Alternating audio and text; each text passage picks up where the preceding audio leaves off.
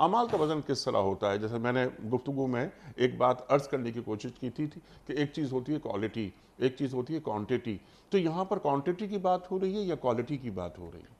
نہیں، بات تو یقیناً کوالٹی کی زیادہ ہوگی، چونکہ کوالٹی کس کی زیادہ اچھی عبارت ہے. مثلا نماز تو اس نے بھی 100 رکعت پڑھ لی اور اس نے 10 رکعت پڑھی، مگر 100 رکعت والے نے بس جلدی جلدی جیسے ہو نپٹا دو، ٹھیک. اور اس نے 10 رکعت پڑھی مگر بہت اخلاص کے ساتھ پڑھی، ایک ایک لفظ کو سمجھ کے. اہدنا الصراط المستقیم، پڑھنے والے مجھے صراط مستقیم پر رکھنا.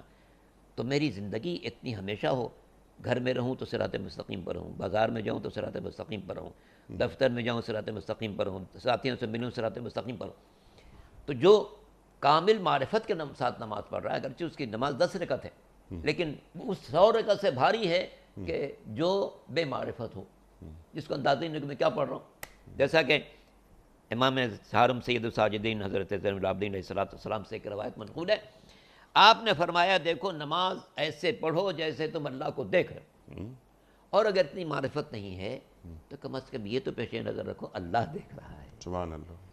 تو یہ تو کمال اخلاص ہوگا کہ انسان دیکھ رہا ہو.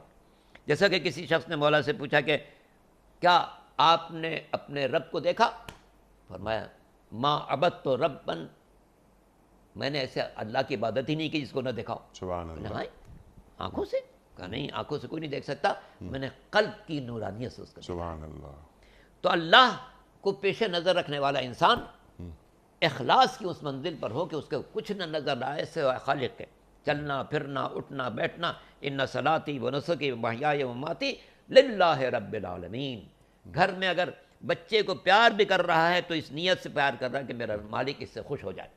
پڑوسی کی خبرگیری کر رہا ہے تو اس نیت سے کر رہا ہے کہ میرا رب اس سے خوش ہو جائے. کسی یتیم کے سر پر دست شفقت پھیر رہا ہے تو اس نیت سے پھیر رہا ہے کہ میرا رب اس سے خوش ہو جائے. کسی بیوہ کی خبرگیری کر رہا ہے تو اس نیت سے کر رہا ہے کہ میرا رب اس سے خوش ہو جائے.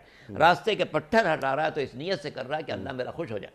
تو پوری زندگی اگر اللہ کی رضا کے تابع بن جائے تو یہ شخص میزان بن جاتا ہے، اور اس کا وزن پہاڑوں سے بھی اونچا چلا جاتا ہے.